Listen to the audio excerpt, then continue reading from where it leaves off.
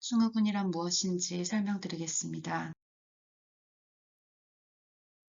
먼저 또레 증후군을 알기에 앞서 틱이 무엇인지 알아야 합니다.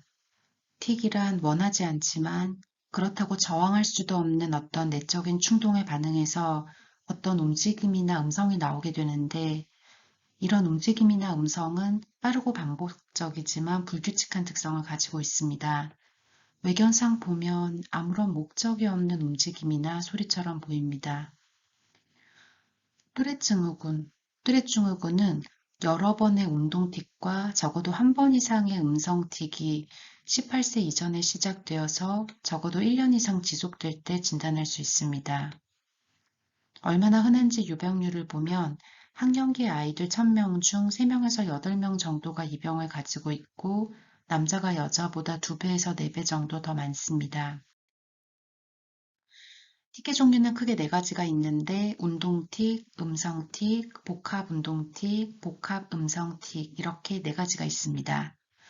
다양한 틱 증상이 나올 수 있습니다.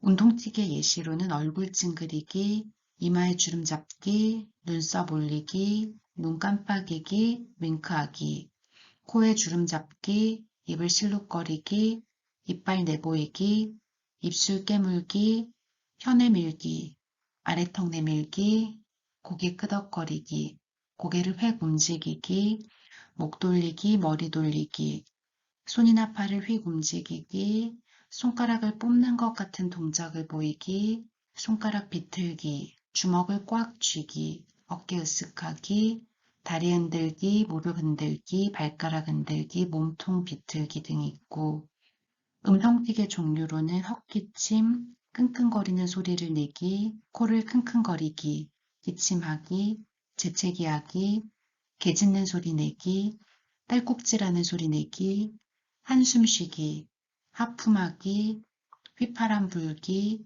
트림하기, 빨거나 입맛 다시는 소리 내기 등이 있습니다. 복합운동틱은 좀 더 복잡한 양상을 보이는 운동틱인데, 몸을 단장하는 것 같은 행동을 보이기, 물체의 냄새를 맡기, 점프하기, 만지기, 행동을 따라하기, 외설스러운 몸짓을 따라하기 등이 있습니다. 복합음성틱은 어떤 구절이나 단어를 반복하기, 욕설하기, 스스로 쓴 단어를 반복해서 말하기, 다른 사람이 마지막으로 말한 단어를 반복하기 등이 있습니다. 틱이 나오는 순서를 보시겠습니다. 보통 처음에는 얼굴과 목에서 시작이 돼서 점차 아래쪽으로 진행을 하게 됩니다. 첫 틱 증상이 나오고 몇 년 정도 지나면 좀 더 복잡한 틱 증상이 나오기도 하는데, 그 중에 하나인 욕설틱은 사회적으로 받아들여지기 힘든 욕설을 말하거나 소리치는 건데, 이것도 나올 수가 있습니다. 틱의 특성은 첫째로는 억제가 힘듭니다. 청소년기 아이의 경우는 잠시 동안 억제가 가능한 경우도 있지만, 아동기 아이는 저항이 거의 불가능합니다. 따라서 이런 증상이 나왔을 때 애를 혼내시면 안 됩니다. 특히 나아지는 상황이 몇 가지 있는데, 충분히 잘 자고 긴장하지 않고 편안히 이완되는 경우에 틱 역시 완화되며, 어떤 활동에 푹 빠져서 몰두하게 되면 또한 틱이 완화됩니다. 그리고 틱은 자는 동안에는 사라집니다. 관련 질환은 크게 2가지가 있는데, 하나는 ADHD이고 하나는 강박증입니다. 또레 증후군의 50% 정도에서 ADHD가 동반이 됩니다. 그리고 25% 정도에서는 ADHD 증상이 먼저 나오고 그 뒤에 또레 증후군이 나오기도 합니다.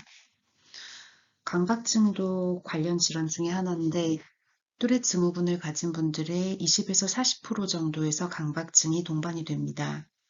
이때 강박증의 양상은 오염에 대한 공포나 손 씻기 등이 아니라 순서를 지키기, 대칭을 맞추기, 숫자를 세기, 반복적으로 만지기 등의 증상으로 잘 나타납니다.